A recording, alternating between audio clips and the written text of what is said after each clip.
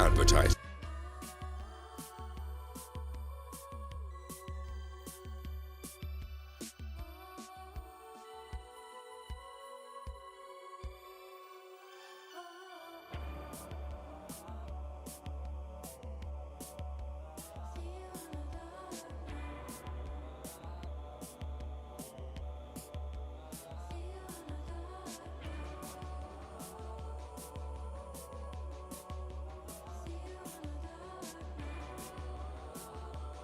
With human grade taxidermy, family really is.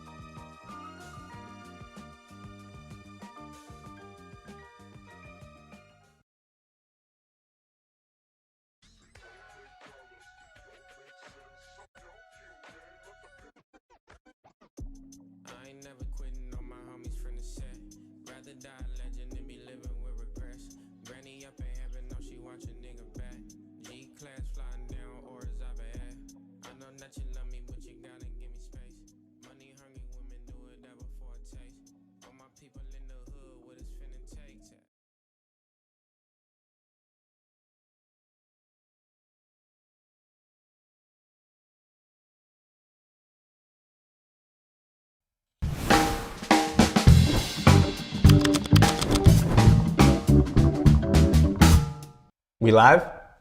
We're live. Pen me, brother. Ooh, that's a catch. Thank you. Thank you, Geno. It's going to be a great day. It is Tuesday, March 10th here on the Breaking and Entering show.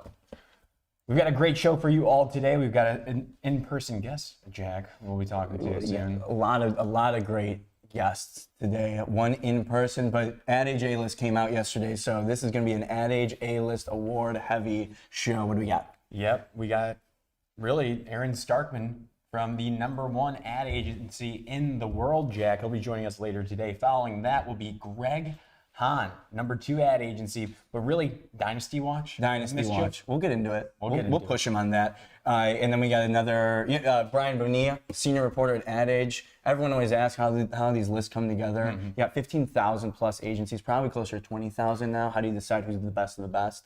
And then after that, Adhemas Batista. We get into some design talk for the rebrand nerds out there. Snapple.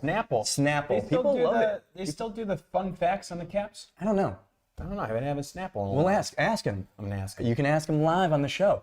And then after that, what else? Is there anything else? We got the VCU Brandcenter Students. They set something up the space here to get some attention, and it is working. They're going to be on the call later today in the next generation. We're going to finish it off with the next generation, Jack. Yeah, we are. We're finishing off the next generation. Before all that, today's top story live. You got breaking news just before we came on, Geno. Yeah, Jack, let me pull it up here. According to Ad Age here, reported by Tim Nudd, Susan Cradle is going to receive the Lion of St. Mark at Cannes. Susan Cradle, just a legend in this industry, previously was holding the position of Global Creative Advisor for IPG, Jack. Also created the M&M's character, and as well as other amazing things here. Rose up from receptionist to running the creative show at IPG in her career. Getting the Lion of St. Mark's there. One of the highest achievements, Lifetime Achievement Award in advertising. It doesn't get much better than that. Congrats to you, Susan. And then another story that broke this morning, Gap new campaign. Wow.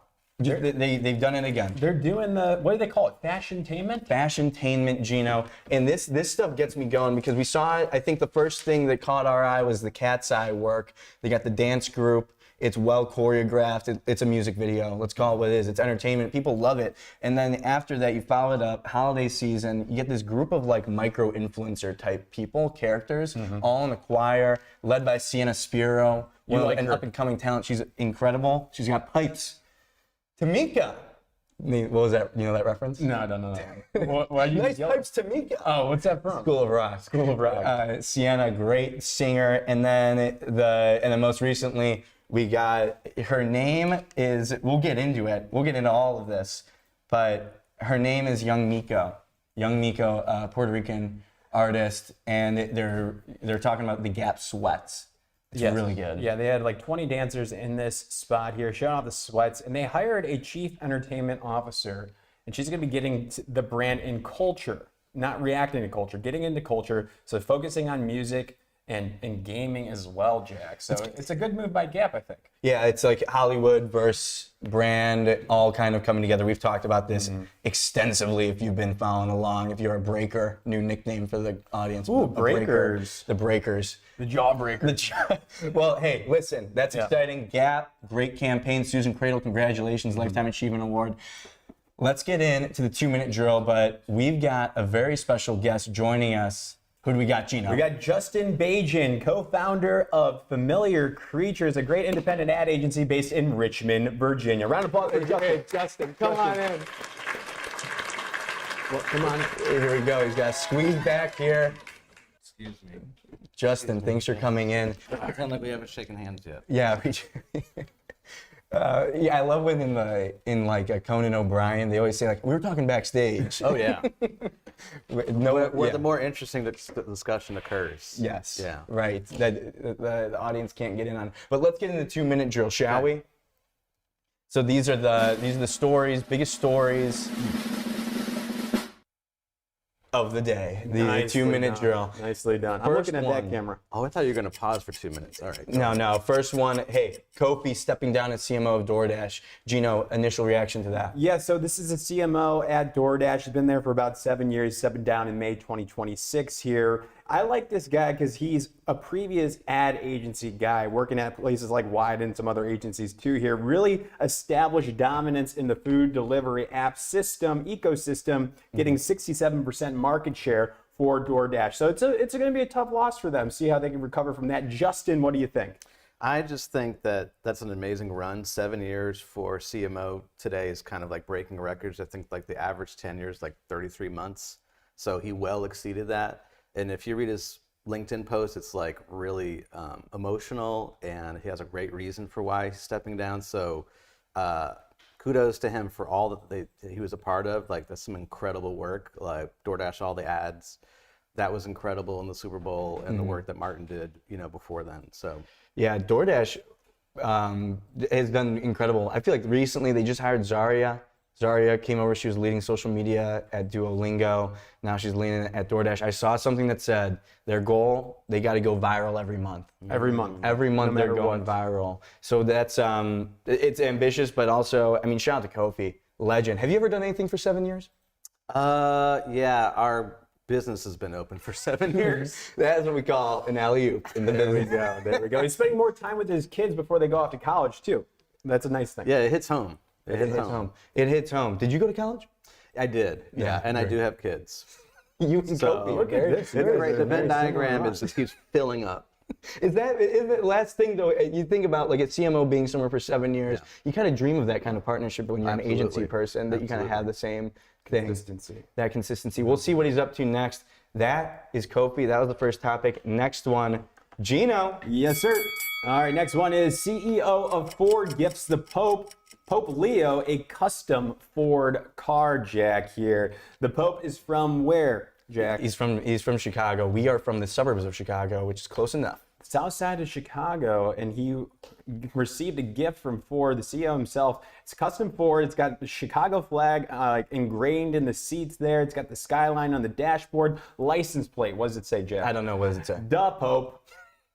They kind of love this. The Chicago Pope Yes. like memes that are coming are just, it's almost like getting insane at this point. But how do you feel about this? A new Pope mobile, Justin. I'm waiting for a Bear crossover. I think it comes back in June, maybe. So I'm hoping that we see it go past, or maybe it's in like one of the intros. It could be artfully done and also strange, and only like 7 people would get it. Right. What about like a classic car ad? It's like going through. Yeah. What if we did the Pope mobile? I love that. Going You could through. redo the Eminem spot from the Super Bowl, but with the Pope Mobile. Yes. And then he gets out. I don't know what would happen after that. This stuff, but Justin, thoughts on these? I think we're seeing a lot of like stunty work is coming up, and you're balancing that. Ford has a great brand platform that Ready, they just Set, Ford. launched. Ready, Set, Ford. Ready, Set, Pope. now. Ready, Set, Pope. But how do you like balancing the more stunty work with the global brand campaign? Does that ever cause issues? No, I mean, you just have to make sure that you have your comms in order just to 101 it. Like, comm strategy is super important for kind of keeping the channels and the messages all kind of organized in different pillars.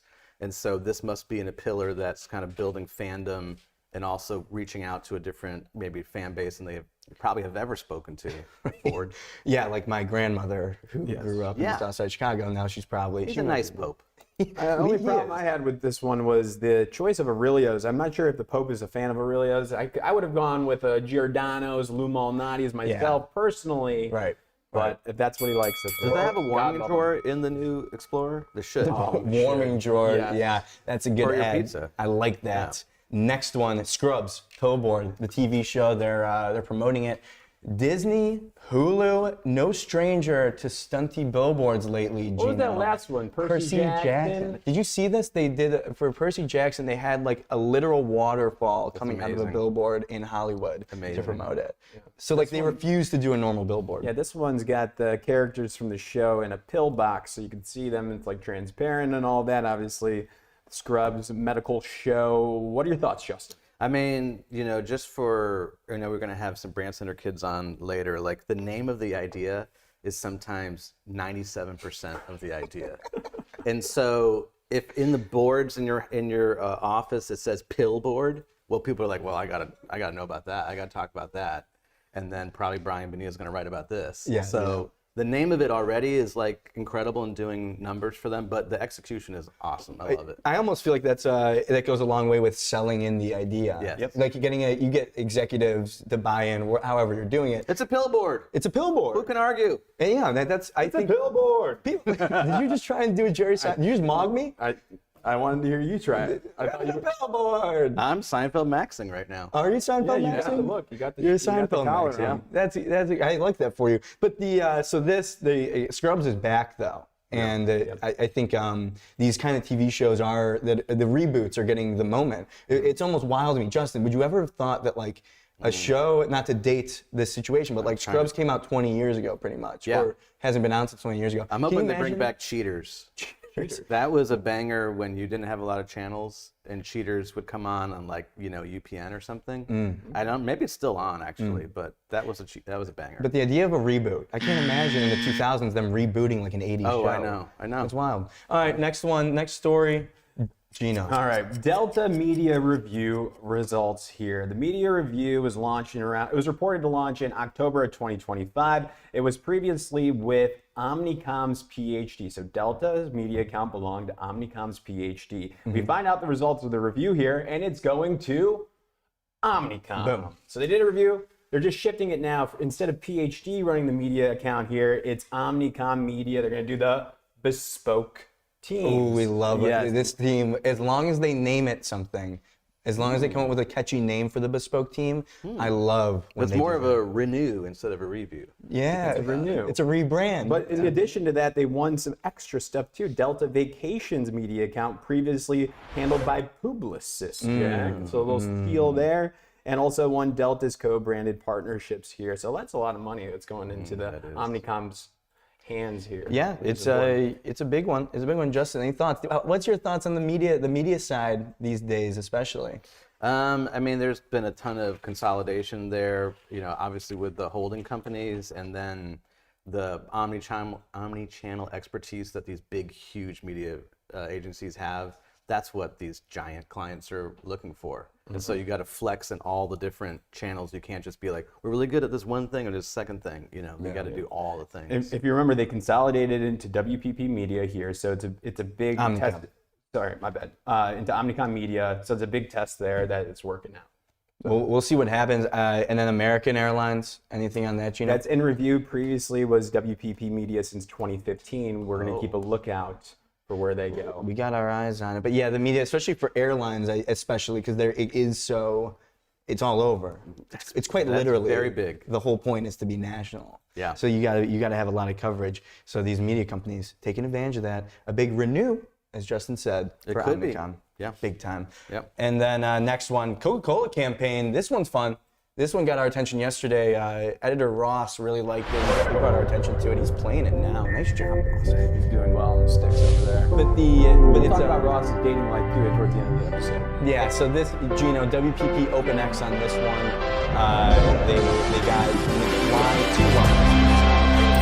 A ton of process, a ton of craft. They made mention of which these days you gotta prove it. You gotta prove it. So this is they're using Van Halen's Jump. They're renewing it to a more modernized version. Justin, thoughts on this one? Well, I love the hand-drawn style, the 2D style. I mean, you don't see it anymore. It takes me back. I know it's meant to be an ode to anime, but for me, it's an ode to Transformers, which was one of the best animated cartoon shows of the 80s. And so watching that, it has the pacing and the vibe of it. Also kind of like, Into the Spider-Verse a little bit. It's a huge, huge, huge spot. These global, soccer spots are always gigantic, and that one is especially gigantic. Yeah, do you think that, I mean, this is all speculation, but like something like this, World Cup, I feel like this has probably been in the works like as much as they can, especially using WPP OpenX, who's their bespoke agency from WPP. I imagine this could have been maybe a year in the works. I don't know. Yeah, absolutely. So many eyeballs, and you got to try to keep the integrity of the idea together throughout all those revisions and reviews. Yeah, I can't even imagine. And it's 3.5 minutes too. And shout out to J Balvin for having a name like mine, which is J Bajan. And I think there's something there. Do you go by JB ever? Sometimes. It depends on the pool hall that I'm in that day. You gotta learn. That was a good one-liner. I hope people appreciated that. Anything else from you on this one, Geno? I'm looking at it here, and my notes said WPP OpenX. Ogilvy was also in on that, and VML supported. So it's a full family effort. Yeah, it's the craft. It's well done. There's some status meetings that went forever. Oh yeah. Oh God. Man. Status That'll be meetings. the behind the scenes. That's a good segment. I This think. next one, we got to bring in some help here, Jack, because we got Dakota Johnson does a partnership with Calvin Klein, and Olivia Dean is the new face of Hourglass Cosmetics. Speaking Ellie, here, hello. Hi, hey. What do we got? We have two pretty baller, badass women on two separate campaigns. First, we have Dakota Johnson for Calvin Klein.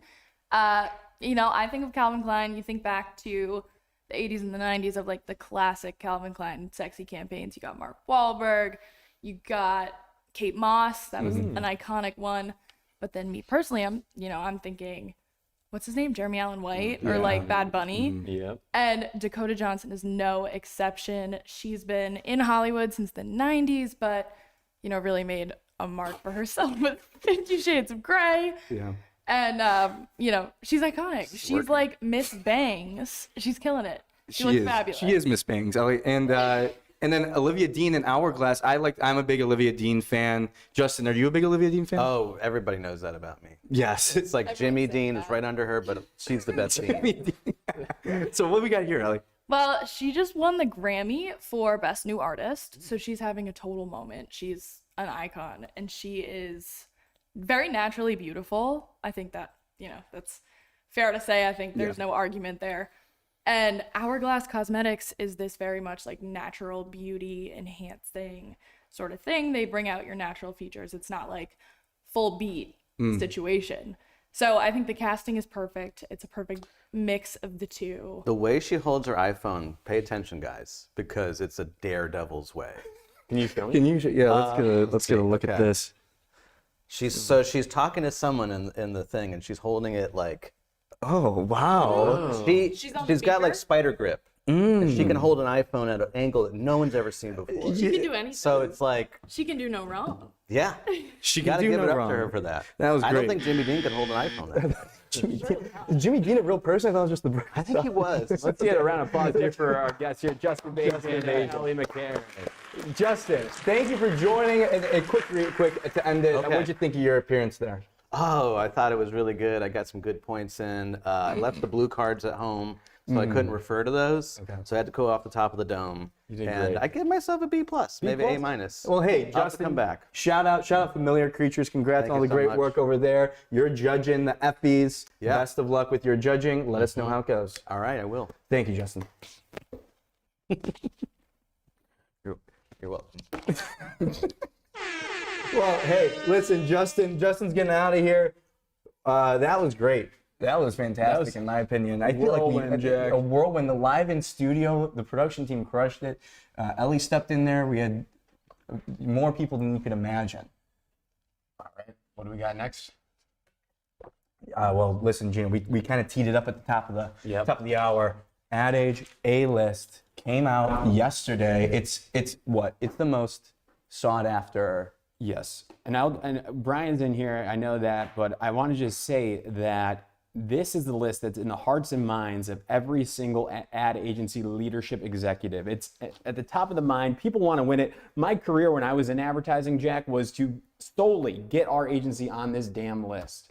People, their full careers are based around this list. It's in the email signature of every single advertising professional and executive. If they're on the list, you can still use that equity from like 2021. That's right. And it matters. It matters a lot. It's a big deal. And the Ad Age team does a great job. I mean, this is no easy undertaking, Geno. We got 20 billion ad agencies in the world, and they have to get this list to be like the top creme de la creme. And it's always that. I mean, they do a great job. It's a full team effort here, both for those that are submitting it and then those that are reviewing it. But it's Brian Bonilla time. Let's bring him in. Senior reporter for agencies at Ad Age. Brian Bonilla, can you hear us okay?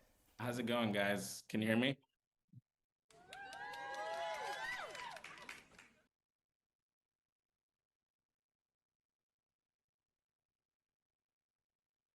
Missions that would surprise most people that they don't get to see. Yeah, I mean, there's a few things, right? One, I'll talk about the actual students, and how we talk, like, judge them. I think the one surprise that I get every year is, I think people always say that you need a Super Bowl spot or you need a really nice case study video to win A-list. And I would say a lot of these agencies that are on our list this year didn't have a Super Bowl spot or didn't really try to wow us with like a really flashy case study video. It was really focused on the results of the work and explaining the work really clearly in written form. Um, and the other surprise, I think this year specifically, I think a lot of people were focused on telling their kind of like reinvention story, talking about how they're changing around AI, maybe how they were able to survive during a tough year last year. So I think those were two like notable things. Yeah, that leads you to a question I had around just the overall, how competitive was it this year? How strong were the submissions across the board, maybe compared to other years? Did you think that, were you surprised at the strength? Where was that level? Just your overall thoughts on the strength of the submissions across the board. Yeah, I mean, look, every year it's we get so many submissions, so every year is super competitive. But this year it was kind of, going into it, you didn't know what to expect because, the economy was so hard on a lot of businesses. Obviously there was the big Omnicom IPG merger, right? So it was a very different year where you really couldn't anticipate too much, right? And you had to see what were people saying about their stories. So super competitive. I think every year we always have 20 agencies that can make the list, and you gotta the top 10 list, and you gotta like really break it down from there. So I think that you touched on a big theme here. It was merger year, consolidation year, AI year, right? Those are my words, not yours. But I think what's important to note here that we talked about already, that's pretty apparent. 7 out of 10, Jack, is a stat here that I want to pull out. 7 out of 10 of the top 10 on the list are independent agencies. So is this the model that's going to be winning, Brian Bonilla? Is that what you guys are thinking in your circles? Look, I think, and this isn't the first year where independents were a majority of our list. It's definitely a newer, from when I started 5 years ago at Ad Age, that wasn't the case, right? It was a more holding company heavy list year on year out. You had your Droga fives and you had, independents like that still on the list, but it was more holding company heavy. I think, right now independents are winning for a few reasons. I think if you have a really good understanding of what your agency is about and you're independent, that really allows you to be more nimble and I think talk to clients in a different way where you're not as pressured, to maybe reach a certain margin every quarter, right? Like you don't have the same pressure that a holding company does. And, but what I will say is I think everyone's focused on independence, but really look at like which independents are making the top 10, right? Because I think we're really seeing a consistent, thriving independent community now, right? Mischief, Rethink, High Dive, Known, in Ocean, first time on the list. But besides that, I think these are the power players that are really showing up as the main independent agencies in the past 5 years. So yeah, it's the year of the independence, but these are the kind of the top of the top. And then I know it might be, or it is more art than science, but the thing that people obviously don't really like see that must factor into the submission and selection process is like the financial side, the business side. So I know in mentioning it, and that obviously that factors into it, the growth, the revenue percentage increases. How much does that factor in versus the work? Because although maybe they follow each other, we just saw NPR and Mischief pro bono work, but that's obviously like that is an amazing campaign that's really, really noteworthy, but isn't necessarily going to lead to revenue. So how does the crew at Ad Age have to balance all that? Yeah, exactly. No, it's a good question. Basically, we look at multiple factors, right? So creativity, revenue, new business, diversity of the agency, and then, more and more like how much are you pushing the boundaries of the industry a little bit? when that comes to like AI technology or just different ways of thinking. I think breadth of work too, I think is very important. Are you a TV shop only? Are you able to play in social just as much as you're able to play on TV? Are you doing activations in person? That plays all into it. So I think it is a business award, but it is about, how effective your work is for clients. So, pro bono work could count if it, depending on if you're able to explain what was the goal and what were the results of the campaign. I think if you only have pro bono work, probably that wouldn't suffice. But yeah, so that works a lot of times, because it's not about just like how much you're getting paid by the client, but are you able to do something interesting with a low budget, or are you able to do something unique and actually accomplish the goals of the client, right? And that's what matters at the end of the day.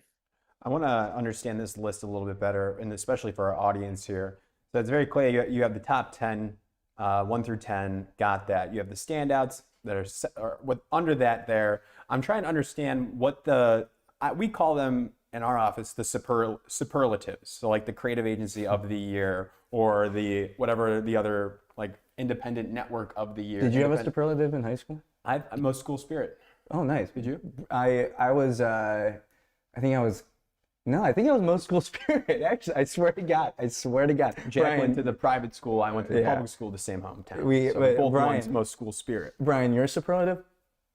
I think mine was like most likely to do something like for fame or something, like get famous or something. Oh, okay. I mean, you're famous in my eyes. That's for damn sure. I was gonna say, Brian's most likely to cover the ad industry. It's a very specific agency beat. Sometimes creative.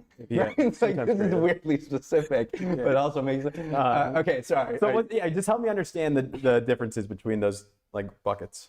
Yeah. It's funny, like people started calling them superlatives this year. Like I call them categories, like so however people want to define it is cool with me. But basically, standouts are like the agencies that were right at the cusp or really had a real moment in the year. You look at an agency, a company like Fundamental Co. that's not really an agency, but is doing something unique in terms of, something that not a lot of agencies are able to do, which is transform businesses, through like brand narrative. You look at Invisible Dynamics, the year they had with Gap, just like really influencing Gap's growth and through like, TikTok and dance type content. So it varies, right? You also have VML on there that's really good at, digital and search work and just like really tech forward commerce initiatives. So standout's more of a breadth of like, maybe they had a really unique year, maybe like they really grew one client, or they had a specific moment in the year. Are you asking about specific categories or just in general? Like in general about the categories. Yeah, independent agency of the year, that's really about just you're competing against only the independents that year that are applying for that award. Design is pretty, self-explanatory. Business transformation, Collins, how are you changing businesses beyond traditional advertising? So it's really just meant to categorize what agencies do. And they apply directly into those specific categories. They do. And I think we also, we have the ability to move people around if we wanted. So like, if you really stood out in one category and we felt like you were a top 10 agency or a standout, we have the ability to do that as well. Love that. And then last question, Rethink is your agency of the year, Brian. Can we just get a glimpse, give us a peek behind into the conversation with the whole crew of what you can give us? Was it like everyone was like, yes, of course, they crushed it? What was kind of the reaction around making Rethink Ad Age's agency of the year?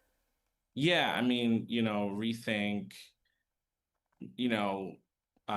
was pretty unanimous in terms of like, we knew they had to make the top 10 list, and they won Creative Agency of the Year last year. And I think they even exceeded what they've done before. Really what played into it was 2 years ago, Rethink launched their New York office, right? And, Canadian-based agency, they were trying to prove that they could make it here as well. And I think they really proved that this year.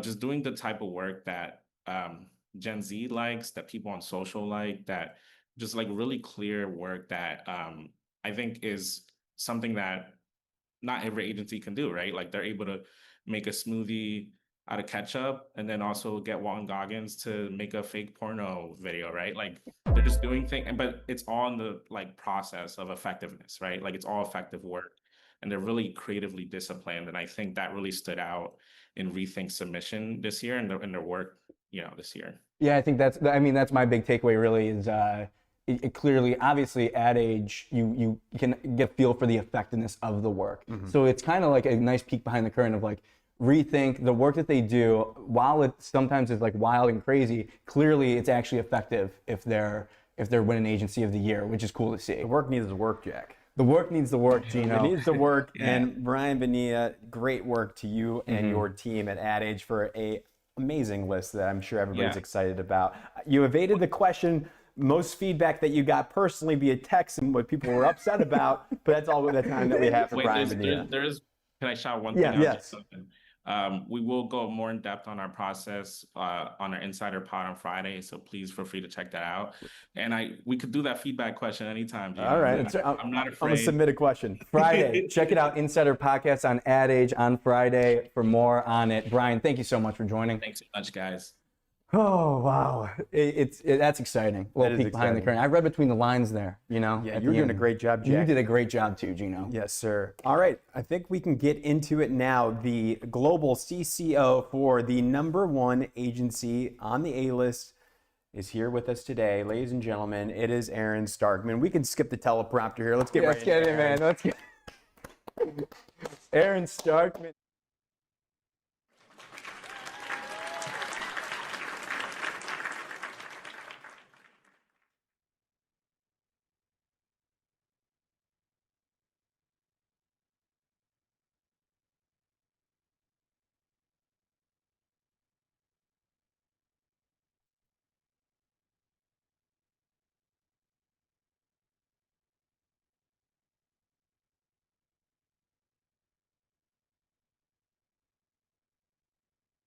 like that. What is it? Oh, Wyden. That's correct. Yes. That's correct, Jack. Thank you. Thank you It very can never much. be sold here. So I'm going to ask him like how that impact is. Like, what does that do for your employees, the agency, and even clients? Like, do they care? Yeah, we'll see. I think we got him now. I think, Aaron, can you hear us? Oh, hey guys. Yeah, there he is. Aaron, thank you so much for joining us today. Congrats on the Agency of the Year, the best agency in the entire planet. The ecosystem. The entire planet. The solar system, Jack. Aaron, you woke up yesterday. I don't know. I mean, I don't know. You don't have to tell us if you knew earlier or not, but you woke up yesterday, you saw the news. Reaction. We didn't know. We had no idea. If we knew, we probably would have like changed our image. We just used last year's image. So we didn't know. They don't tell you? No. So I tried to get it out of Brian, and that guy's a vault. So, and it's not like that with every show. So that guy is a vault, and it kind of led me to believe like we did not get anything. So Brian is a very good poker player. I would not want to play poker with him. I think that's awesome. This is a big win for you guys. You're getting all the recognition you deserve here. But my question to you, Aaron, is what's the biggest misconception about Rethink that you're hoping winning Agency of the Year can put to rest? Good question. Sorry, Coffee. Okay, I think that's an easy one. People think of Rethink, clients, other agency people, most people in the States think of Rethink as an agency that they do some little stunty things, and they get press. And I've had someone at another agency like say we're the stunty whatever agency. You do a lot of little stunty whatevers. It's the opposite of the little stunty whatever agency. Rethink is the most strategic agency I've ever worked at, and everything is rooted in big brand platforms. And if one of these stunts is not dead on strategy and connected to the strategic bedrock of the brand, we kill it.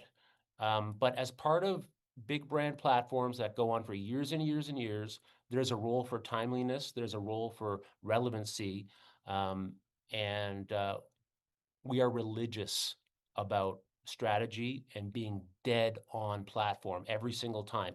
Now, it could be a platform that we created, or a platform that we inherited. In some cases, there's, brands come with really long-standing platforms, but we are dead on, whether it's broadcast, stunts, social, or whatever. We're just solving business problems, and at the end of the day, it is about it's about helping the business. That's amazing. I remember earlier, was it last year that article, it came out that that they were hiring, like hiring all creatives pretty much. That I feel like Only was such creatives. a long, only Yeah, creatives. no, that's it. That's it.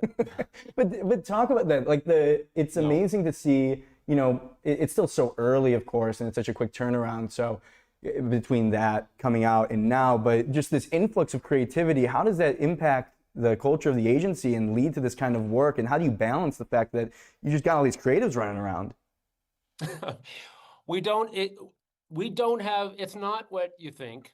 It's not, in the halls of Rethink, it's not like wacky creatives with like crazy hair and tats running into each other and just like, let's present some cool shit. I got some cool shit. What's your cool shit? And then we go to the client meeting. Here's some cool shit. It's not that. Creatives like me, ADHD creatives, they need, they need to be boxed in, believe it or not. It is so helpful to have process and guardrails. And we are the most process-driven agency I've ever been at or ever heard of. It's part of everything we do. We don't do a thing where we go to clients like, we'd like to tell you about our patented process. We don't even really bring it up in new business. We just do it. We do something called crafts. Listen, really good creatives, they know what crafts are inherently.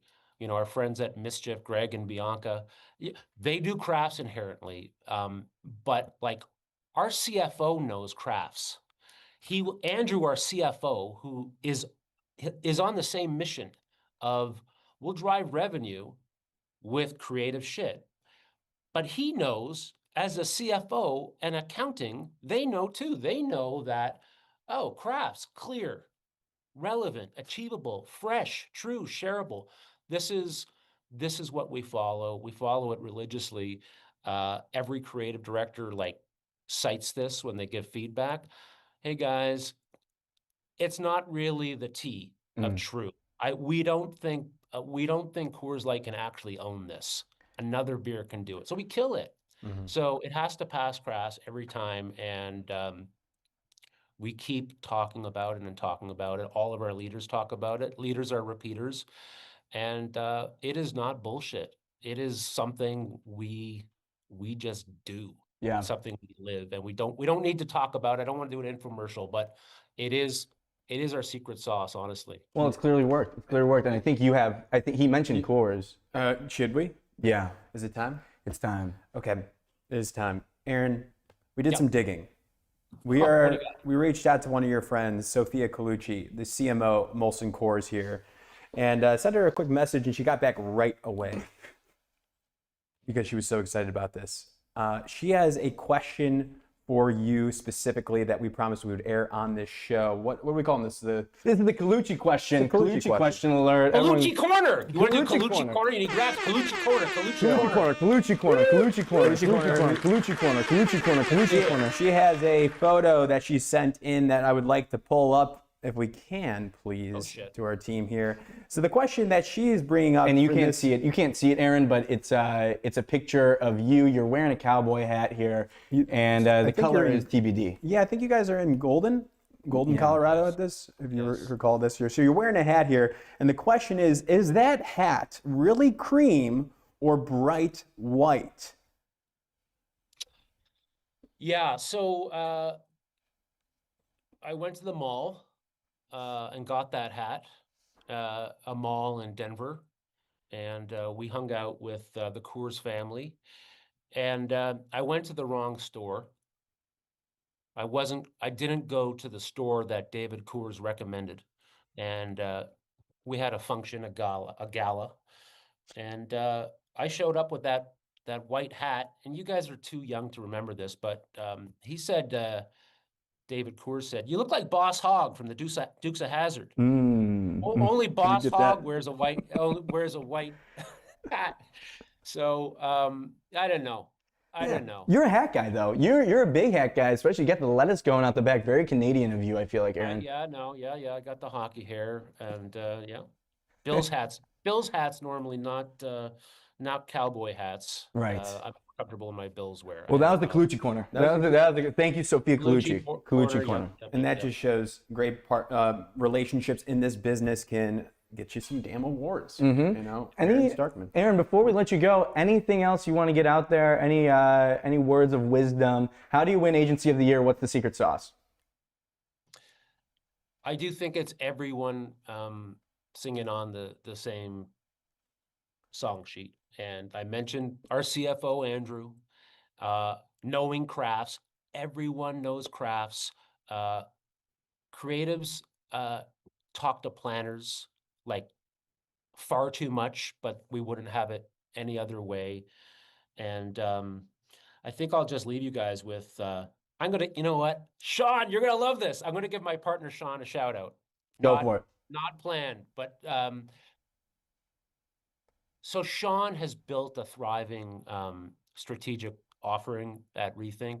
Sean leads our strategy as my partner, and he's brought in people, and he's trained people who are so impressive, like Nicole and Julian, and I'm blown away by them. And we would not win Agency of the Year if it were not for Sean. And I got one more. Yep. Tara. Boom. Tara Lowell and the New York team. I said to Mike. Mike runs Toronto, and he leads Heinz globally. This is us. This is our big celebration last night. So there we go. We're gonna do it proper. I'm going to New York today, or tomorrow to party. Molson products. Of course. Smart. Of course. You showed it. But I want to tell you what Mike and I talked about. Yep. It's like we do not get in the top 10 without what New York is doing, without Tara, without New York and that whole team. And this is basically a big arrival for them. And I'm so proud of them. It's great. Tara Lowell, Oscar nominated, by the way. Yeah. Oscar nominated Tara Lowell, which is incredible. Yeah, that my alone. whole family are going to be on the edge. Like we're the biggest Tara Lowell fans, and we're going to be on the edge of our seats, and we have signs, and it's going to be great. Oh, it's good. It's amazing. Aaron, congratulations to you and the rest of the team at Rethink. Well deserved. Thank you for coming on. Okay, thanks, fellas. Wonderful. So, thank you. That was great. That was Aaron Starkman, Global CCO of the 2026 Agency of the Year. Next up is someone who has become a regular on the Ad Age A-list, Jack. It's like the Jordan Bulls in the 90s. Yeah. His agency launched in 2020 has made the list every single damn year since then. It's been a dynasty run, right, Jack? Yeah. In 2021, they were named Newcomer of the Year. In 2022, they jumped all the way to the Agency of the Year. And in 2023, they placed third. In 2024, they returned to the top spot. And the past 2 years, 2025 and 2026, they landed at number 2. Yeah, it's a big, it's Mischief at no fixed address, Geno, of course, and we've got the legend himself, co-founder, CCO of Mischief. It's Greg Hahn, Geno. It's Greg Hahn. We're gonna clap it up for him. He's gonna be in here in just one moment, and we're bringing him in. We got the thumbs up. Greg Hahn coming in now. Welcome to the show. How are you doing today? I'm doing great. Thank you guys for having me. And congratulations on the show and everything you guys got going on.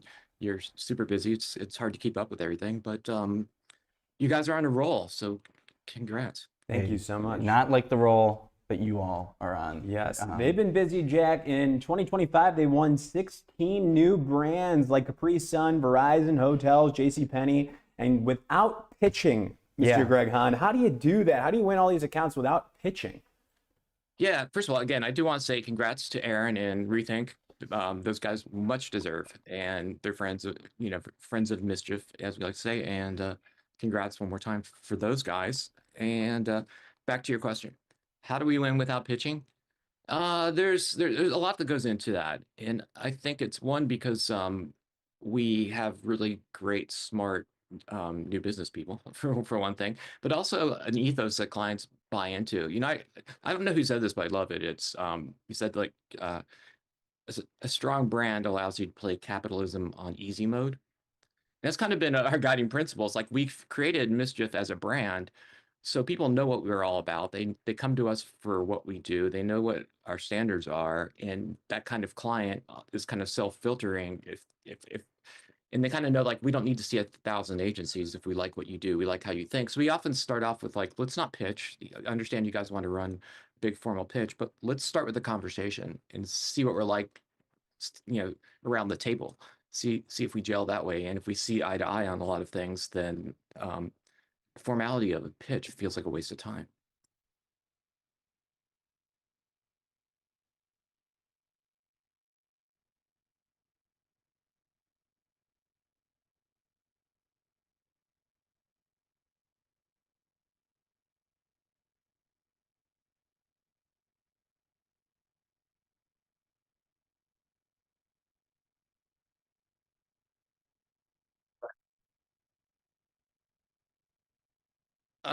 There's always choices you have to make, but we always had a strong North Star, because as soon as you compromise that, it's a slippery slope. And you take on one client that's not right for you, and then suddenly you have to keep them because you're tied to margins. And that, I saw that happen with holding companies, and you can see where that's leading. It's just you're making decisions based off the wrong things, I feel.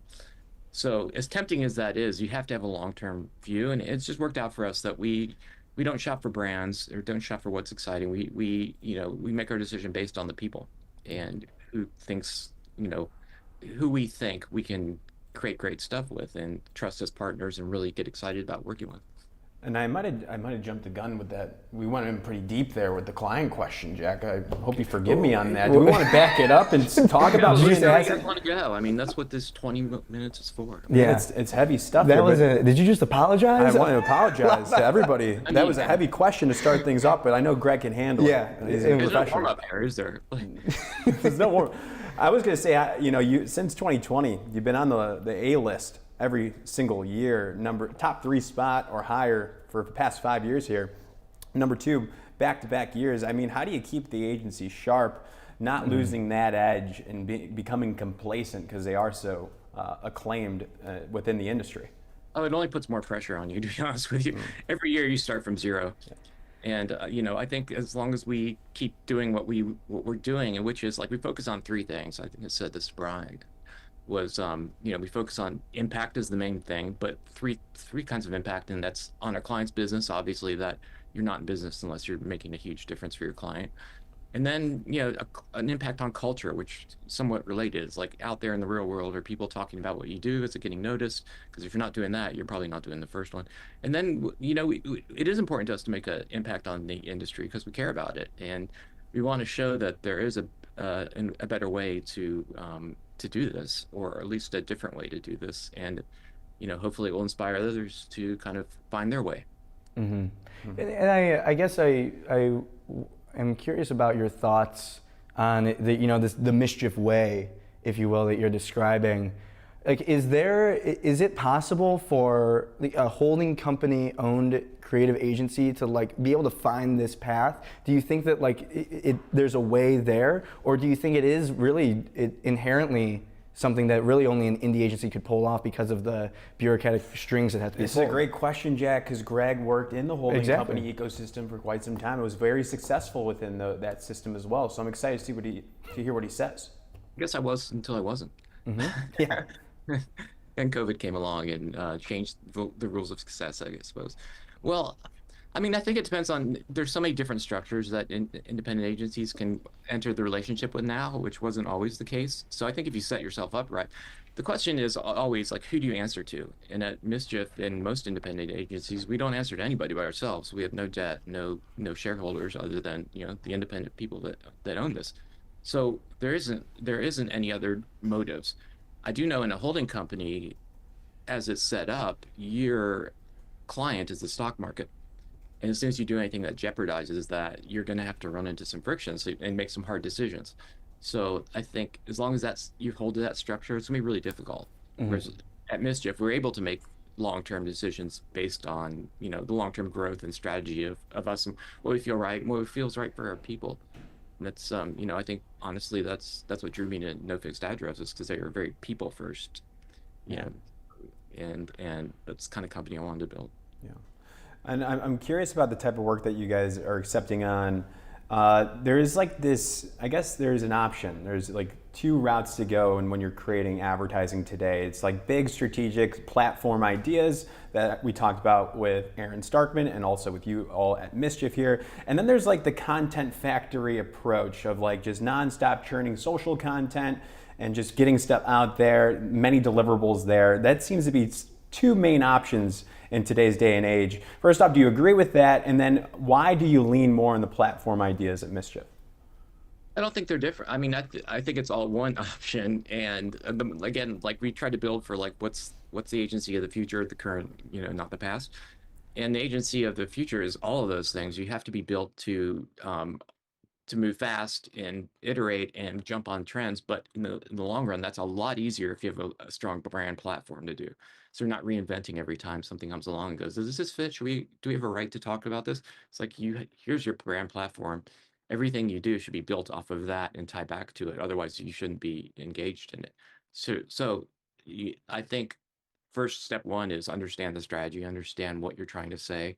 And then step two is have fun with how you're going to say it. I want to switch gears a second. So obviously, Mischief had won Newcomer Agency of the Year. This year's Newcomer Agency of the Year is American Haiku. Tom Glover is the founder of American Haiku. Greg, what would be your advice to Tom Glover, founder of an agency that just won Newcomer Agency of the Year? If you could bring us back in time to when you all won that, how are you feeling? What's the advice you would give looking back, and especially after all the success in the last 5-6 years?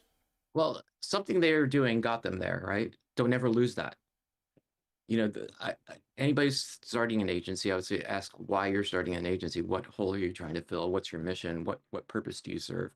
And as long as you don't let go of that, you'll continue to rise. Again, you have to make some tough short-term decisions for long-term new vision, but at the end, it is sustainable as long as you do right by your mission.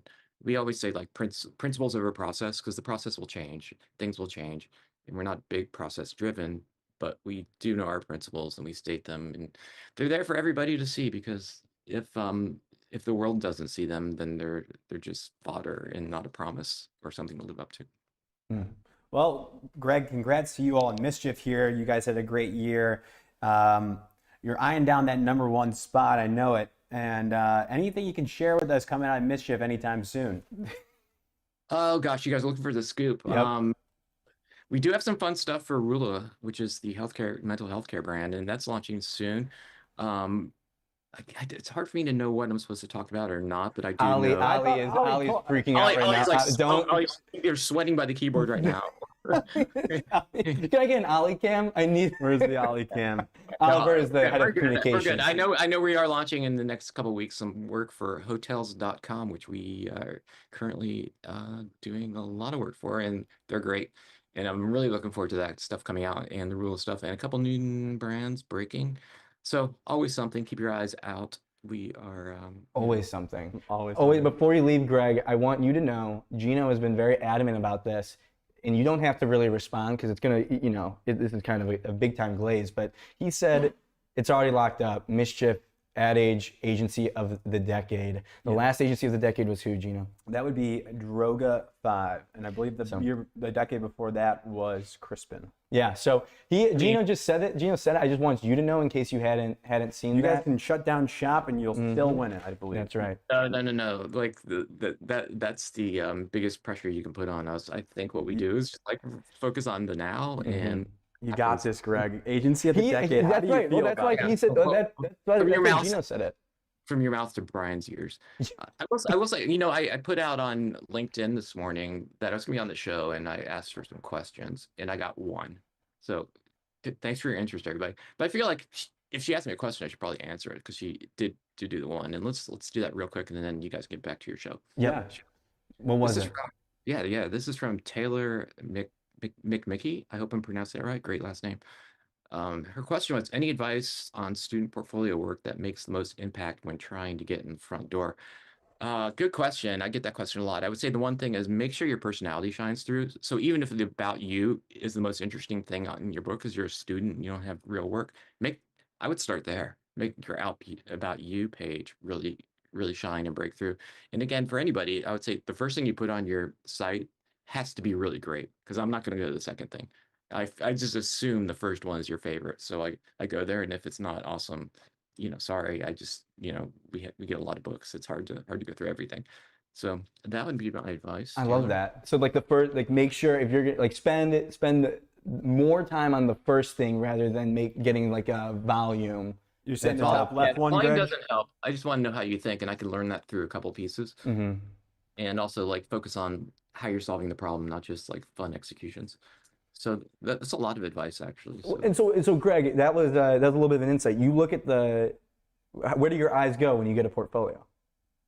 I usually go to the first thing they click on, and then I'll go to the about. I always just give them the benefit of the doubt of like, let's learn a little bit more about. What's the craziest about page, or one that comes to mind of like stellar example of an about me page? Did like somebody play guitar, wrote a song, like anything? No. fun? It's just the writing. It's just the writing. I mean, Dana Buckhorn, who we hired, her book had so much personality and so much voice to it, and she's that way as a writer. And immediately it's like this person knows how to play with words, ideas, personality, and insight. Well, Buckhorn. Dana Buckhorn, care to come on the show, please? We would love that. We love that. That's a great. Nicely done. That's a great segment idea, Greg. Thoughts on that? Like we go through someone whose portfolio is like amazing, and we walk through it. We talk about all the cool stuff that they did. That's a great idea.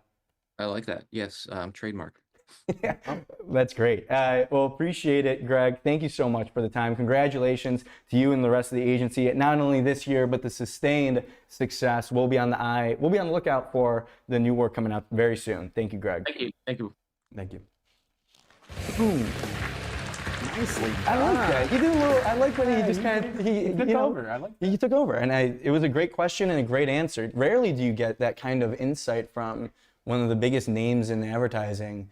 Now you know, Greg Hahn, when he looks at portfolios, the first thing, and then the About You page. I love that. So if I've heard some advice. Sometimes they go to the bottom right one. Oh, It's supposed to be your worst one. So I've heard some people say put a good one there as well. I love it. Whatever feels. I think it's like, it's the same. Do what Greg says. Yeah, literally. At the end of the day, do what Greg says. Do what Greg says. But it's kind of interesting. So if you were if you wanted to send a portfolio to Greg, you would just go the top left one, like Mega 30 big. times bigger. Mega big. The about you link is like half the page too. Yeah. That is good stuff. So we've been talking about agencies here, Jack, shaping the industry. Now we're talking about a brand that's trying to make a comeback. Who doesn't love a good Snapple? Remember they had the glass bottles, the weird personality, the facts. I think they had the fact caps on the thing there, but that really helped the brand stand up to brands like Coca-Cola, the Giants, the Pepsis out there. And it went through some ownership changes, a couple rebrands throughout the past couple years here. And the identity might have been lost in translation. Now its parent company, Keurig Dr. Pepper, is trying to bring the brand back to its roots. And they got a new visual identity. What's it inspired by, Jack? Inspired by Snapple's, the 90s era, updated packaging, renewed focus on the brand's New York City origins. So to help lead that design work is the guest that's now going to be joining us, Executive Vice President and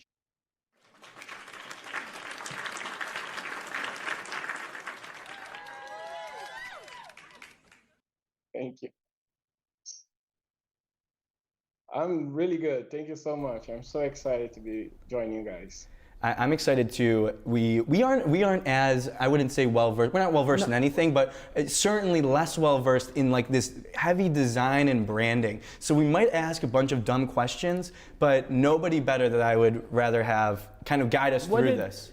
My first question is, what did the brand come to you guys and ask for? Did they ask for a redesign? Did they ask for a new logo? Or did it end up like this? Give me the rundown. Pretend like you're the brand talking to me.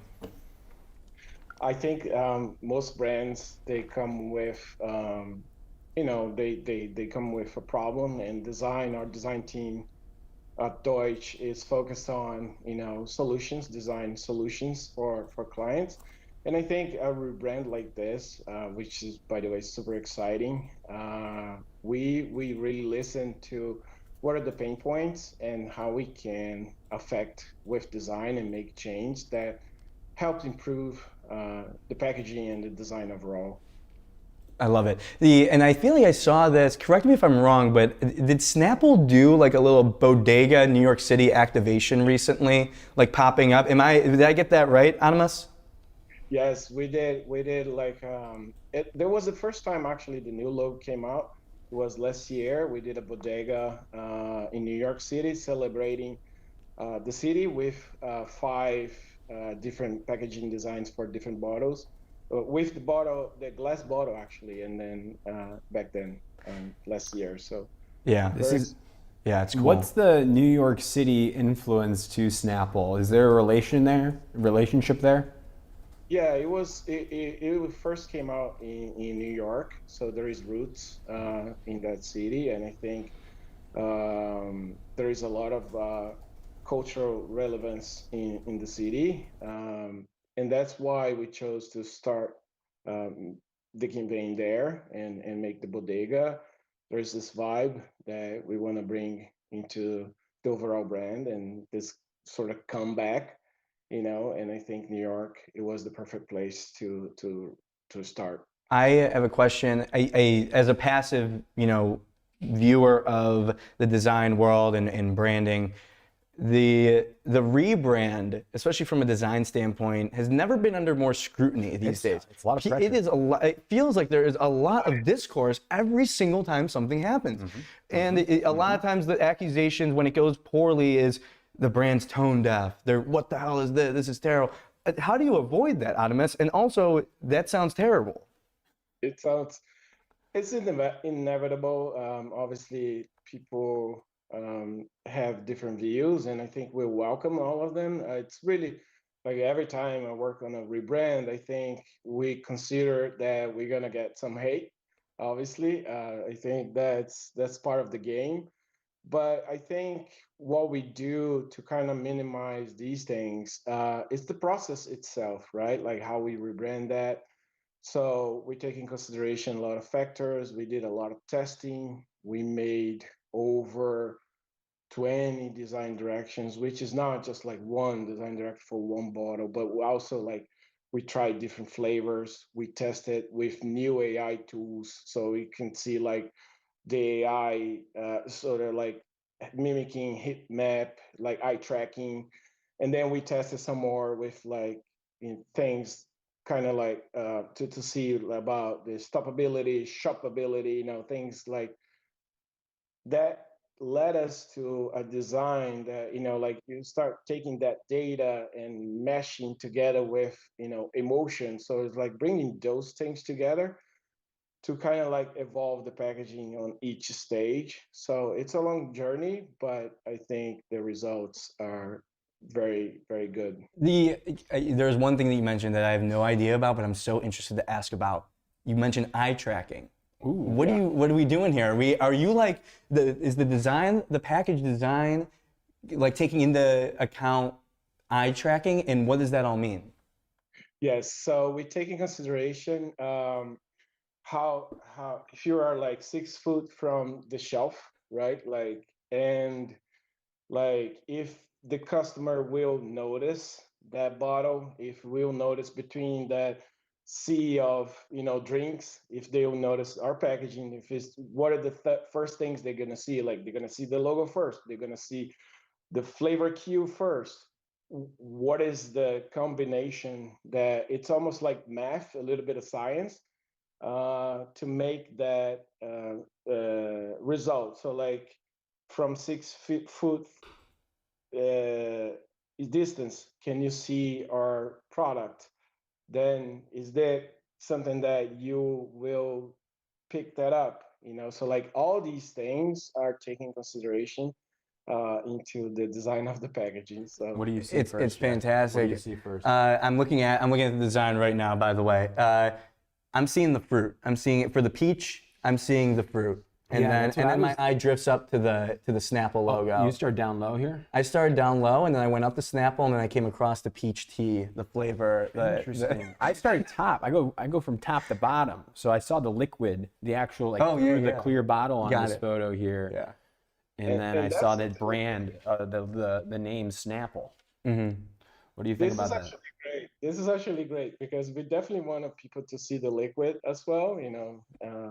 It's not all the feel-good drink. It's flavorful, super delicious. So we really wanted to, people also see the liquid. So that's something that we took in consideration with those designs. So how do you describe this new design system, this rebrand? In your words, what did you guys accomplish here? That's a great question. So the decisions we made for this design definitely want to get inspiration of those heyday of the 90s, a moment of optimism in the culture. But taking that inspiration, like our strategy director Amanda, she always says, like a brand should never be based on nostalgia. The strategy shouldn't be nostalgia. So we take that as an inspiration, and then we think it forward. So like how we could bring, this to the new modern days, Generation Z. Like how can we make this thing feels relevant. And I think the design itself is an explosion of colors. We have a lot of colors. We have maximalism into it.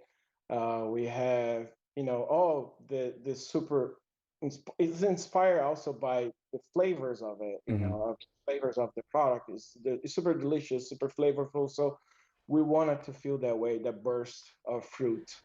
So we want to bring it to play. Yeah, it's interesting you bring that up. Because I've been seeing this more and more, and I feel like it's kind of an internet meme.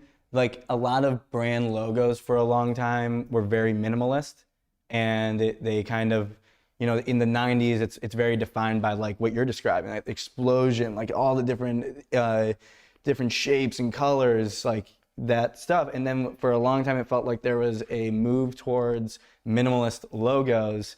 And then I saw a tweet of someone, I'm sorry for not referencing the person's account, but they said, they're like, thank goodness, like millennial minimalism is gone, which is a phrase I'd never heard before. But Adhemas, are these trends that you track and kind of actually take into account, or is it just internet meme culture that really doesn't actually impact anything? No, I think we do track those things. We are aware of the trends, and we want to make sure the brands feel contemporary, obviously. But I think also we need to balance those things to also make it something that could stand time, right? Like it could stand the time. So we look at, we see a lot of brands becoming sterile. And I think people are craving for colors. People are craving for positivity, right? Optimism.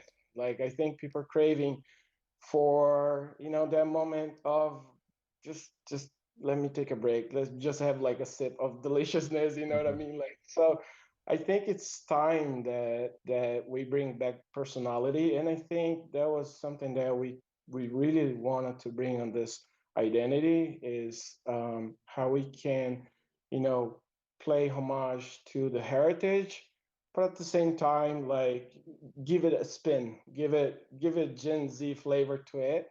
And I think we did that. And I think, the burst of colors, I think it brings the personality back of the brand. Totally. Yeah, I like, because it's not like I just saw this. NBC did a throwback broadcast of a basketball game, so it's not like Snapple's just saying we're just gonna do a throwback jersey game.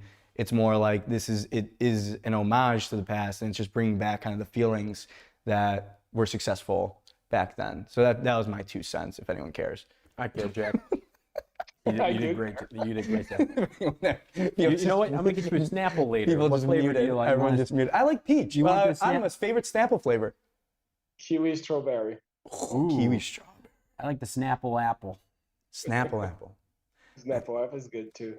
Any other questions from you, Geno? How many pages is the brand book for the new logo and design system? So, I mean, usually those are very extensive. We're still working on the brand book. Obviously, we're still working on the campaign. There's news coming up, limited edition. So we're really like excited on this brand. I think there's a lot of good work to be put out this year.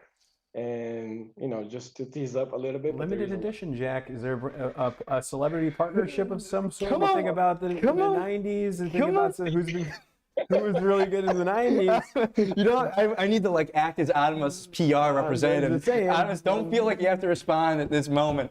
We don't want to get anyone in trouble. No, nobody gets in trouble. But everybody, if you're watching this, go get yourself a Snapple apple Get a at the end of this Snapple. one, at the end of this live show. But Adhemas, great job. I know these are a lot of work. Yeah. These things got to last 10, 15, 20 years of these logos and these designs here. So you're building the future of the brand. Congrats. That was great. to you. Appreciate it. Thank you so much, Adhemas. Thank you for your time, for having me. Of course. Thank you. In advertising, I kinda nothing love is that. more valuable I than a kinda love kind of unique talking shop there perspective. for a second. But how can you find space in an industry fueled on creativity? To use all that stuff here. All right. Yeah, we got a little bit. Yeah, we got a heard- little bit of a preview, I think, into the next thing. Ross was moving it in there, but the next thing is fun. Yes. This is fun. We talked the industry veterans. Now it's time to look at the rookies here. Every once in a while, a new class of creative shows up and reminds us what big ideas can frickin' look like. And VCU Brandcenter, 4 students were given a pretty standard assignment. Solve an awards brief and build a portfolio piece. Okay. And they did just that. They pushed the limits. How far were those limits, Jack? It is 120,000 feet up above the sky limit. You afraid of heights? Abso-frickin-lutely. I don't know if I'm afraid of heights. I'm afraid of heights sometimes, depending on the situation and if I'm hungover. These guys are not afraid of heights. And if you're hungover, I just feel like a if you're hangover, drinking just like Snapple on the weekends instead of what you're drinking, you won't be hungover. there is someone in college. I've told you this before. I know. I love this story. This story is great because we'll bring in the crew here in a second, here in a moment. But in college, responsibly, we would go and have parties and stuff. 21 plus. 21 plus.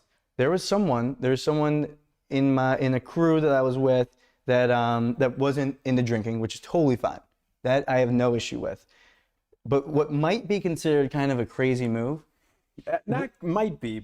I think it is. as a substitute to the alcohol, this person would drink Red Bulls. One Red Bull, maybe 2, I can see. Like But at how the much? pace of which a college person drinks beers, essentially. Coming up to the party with a 6-pack of Red Bulls. just to Six-pack of catch Red the buzz Bulls. here. 6-pack of Red Bulls feels like a little insane, but not as insane as what the VCU Brandcenter students did. Can we bring them in?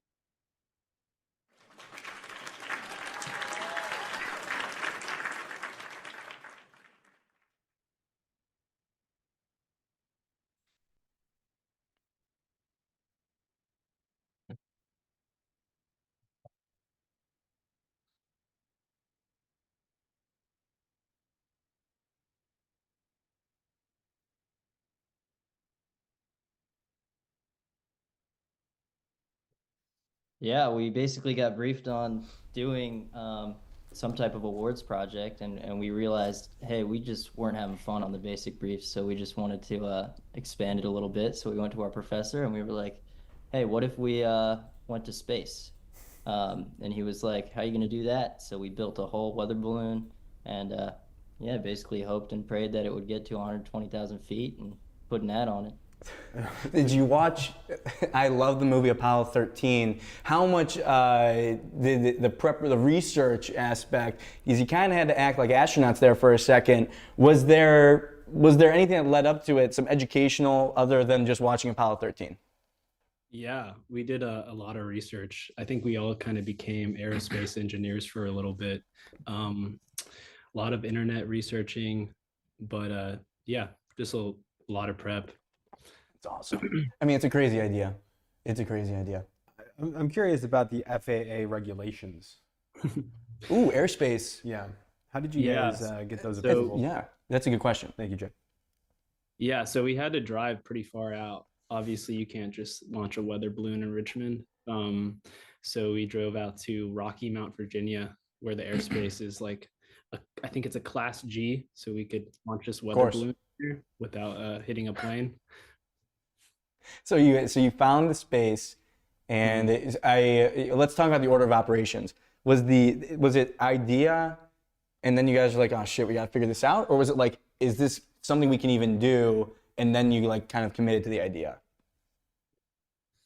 I think we found the idea, and then we were like, we saw that there were people doing this. Like, this is a hobbyist thing, you know, people launch balloons all the time, I guess, and do it weirdly. So we kind of just figured it out. So yeah. I love the part of the case study of you guys going to the professor, aerospace engineer of some sort, I think it was. In What did advertising. he tell you guys again? He didn't recommend it. It's not possible. What did he say when you went to the professor?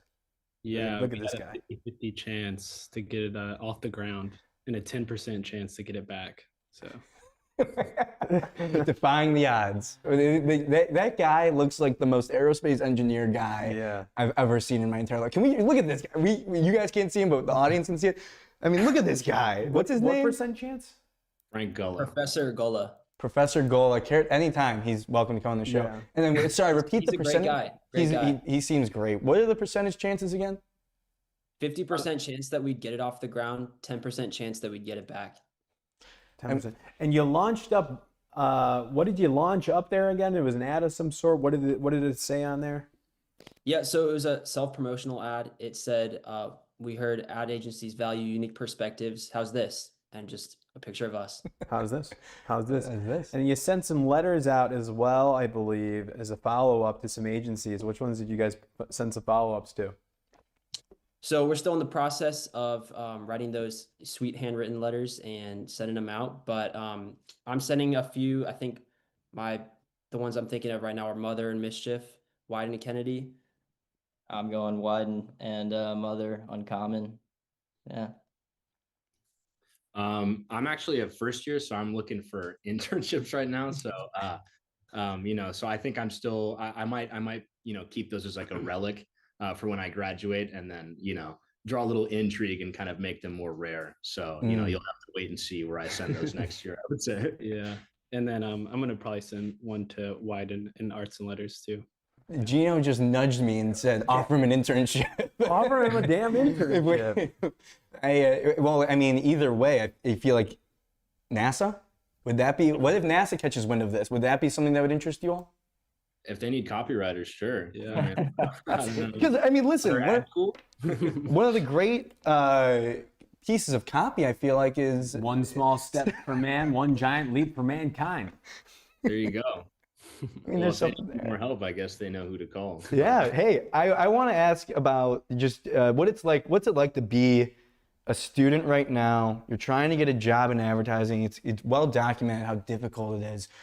Right now for you all, what's the mindset? Can you just give a glimpse for the audience into the life of just a potential junior or someone that's trying to break into the industry? Yeah, it feels like there's a big threshold that needs to be hit. And sometimes you got to just like take a big swing and try doing something that excites you, something that keeps you curious. And hopefully other people think it's cool too. I also feel like going to a school like Brandcenter, it's like you're surrounded by so many people who are just doing like the coolest thing all the time, every day. So you're just like kind of surrounded in this, like, it's kind of like a petri dish of just like the most interesting people you'll ever meet. So you're almost kind of like it's almost bound to happen that you have to think of something cool or that you will think of something so cool. And I think that is kind of at least what it feels like at Brandcenter right now. And of course, I'm a first year and they're second year. So maybe they're more worried about jobs than thinking about being surrounded by the coolest people. But yeah. Yeah, it's great. VCU, Brandcenter, no stranger to work like this. Just last year, we saw the Ads for Rats, which was another self-promotional ad from VCU Brandcenter Students, where they did legitimately the opposite. It's kind of like the opposite of what you all did. They went small. Yeah. They went Ads for Rats. So they put billboards on the street level for rats, which was something that has really worked out for them. I'm pretty sure all of them have jobs right now. All of them. So it's pretty sure on that one. And for the people that maybe don't know, VCU Brandcenter, Geno, can you just give a glimpse, like how big of a deal VCU Brandcenter is? Yeah. So that is like it's like the Ivy League for the portfolio, higher education, and advertising and marketing. It's like in advertising, people really don't get MBAs in the creative landscape, but this is VCU Brandcenter. It's like the MBA of creativity, I would say. I like that a lot. And yeah. Tell them. What? You're going to tell them what we're going to be doing there? Oh, yeah.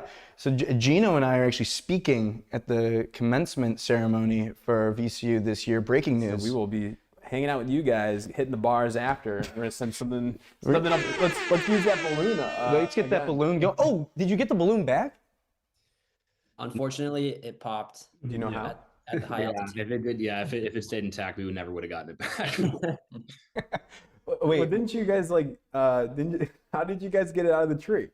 Yeah, so we had quite the saga, and I feel like that was kind of the most honestly the craziest part. So we had this GPS tracker that like we honestly weren't sure if it was working, like because we had the wrong type of batteries, we had to update it, so we honestly had no idea where this thing was going to end up. And even if it was working, it's all like predictive, and you have to use like a website and all this stuff.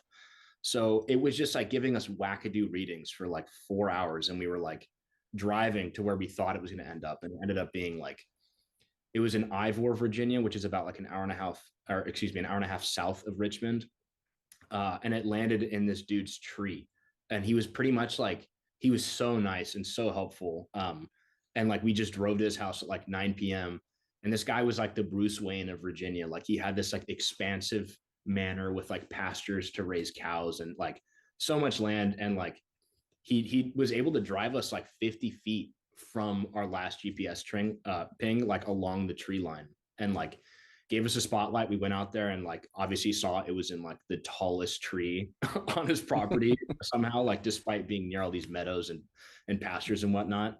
And then he was just like, oh, like, you know, like we kind of thought that we couldn't get it down. We were kind of like, oh man, like, you know, we had like a school GoPro in there, our friend's SD card, like all these custom postcards, like this ad we made.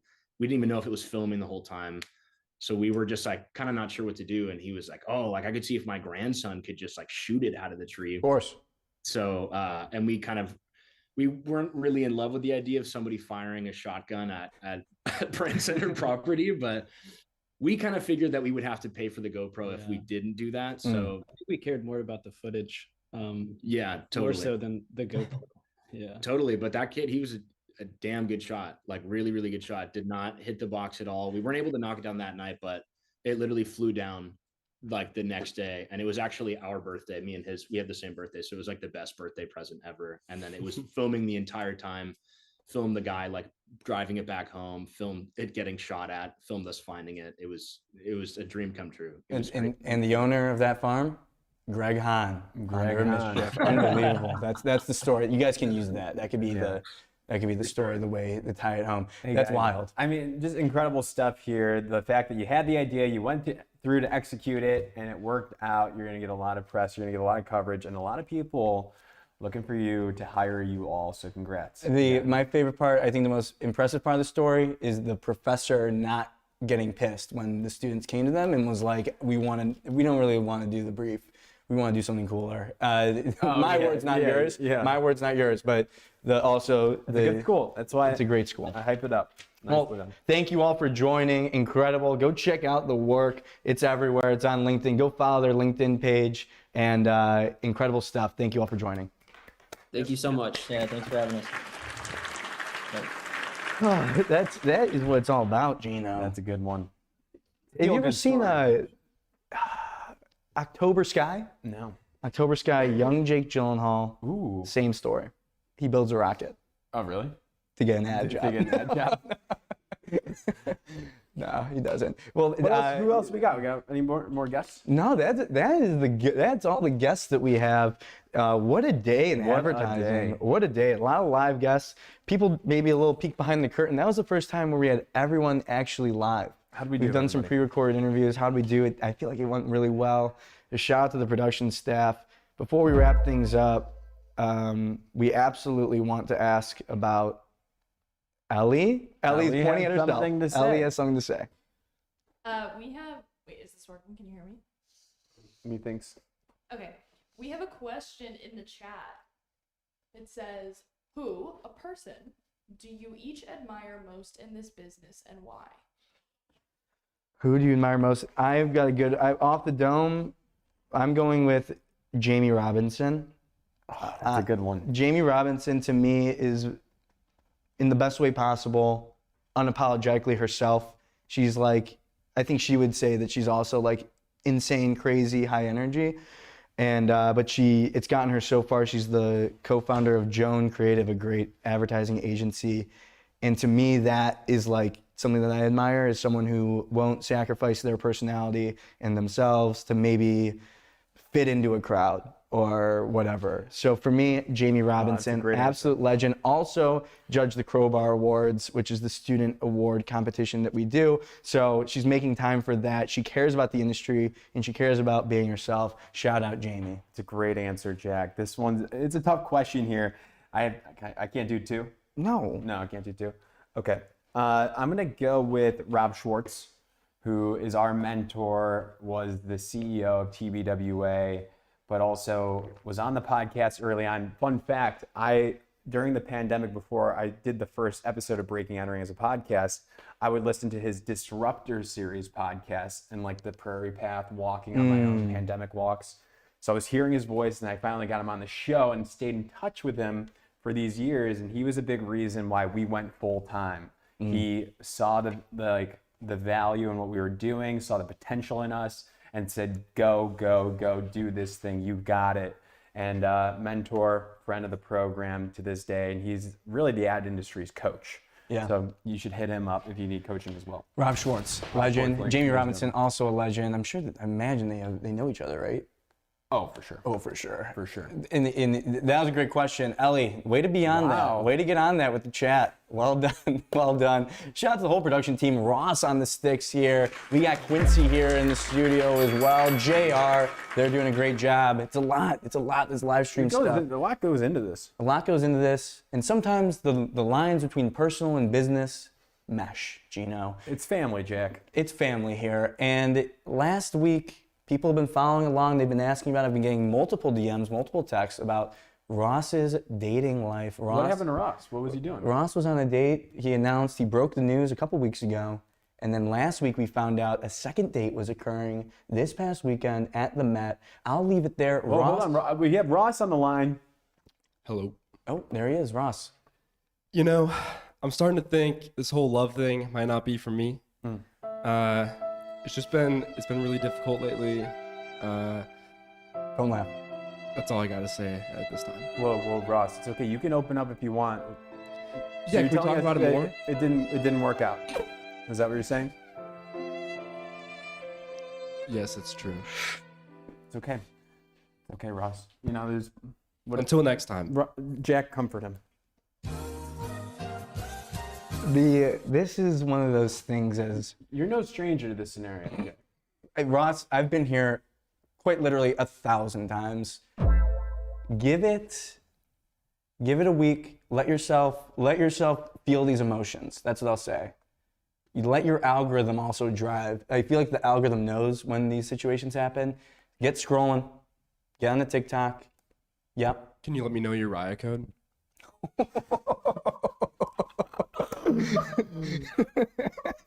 You know, I tried to help you there for a second. And now it's done. Now we're done. We're done. Hey, he asked the question. Ross, there's great tools out there that you can use. This is, everyone. This is fantastic. However you need to cope with this situation is fine with me.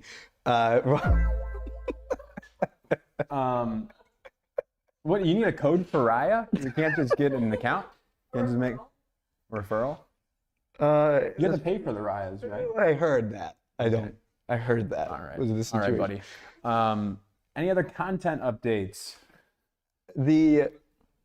You got milked yesterday. Can you talk about that? My God. We should have led with this story. I forgot all about it. If Susan Cradle didn't win the Lifetime Achievement Award, we would have led with this story. I got coconut milk.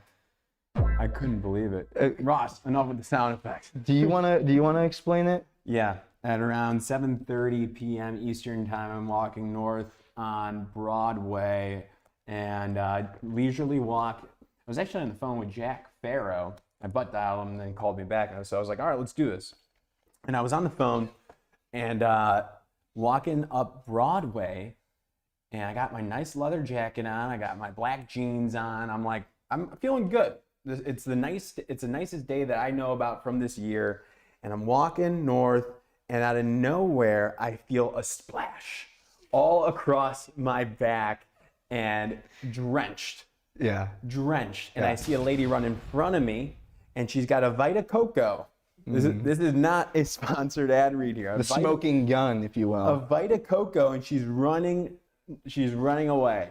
And I stop, I'm drenched, my phone is covered in coconut milk. I got coconut milked, and I look around and some ladies come up to me and they're like, why did she do that? They're concerned. They're like, she had no reason to do that. Probable cause. What was going on? That was the craziest thing they've seen that day, of course. Not New York, their whole lives. But just out of nowhere, I got coconut milked, and I turned around, and that was at the start of my walk.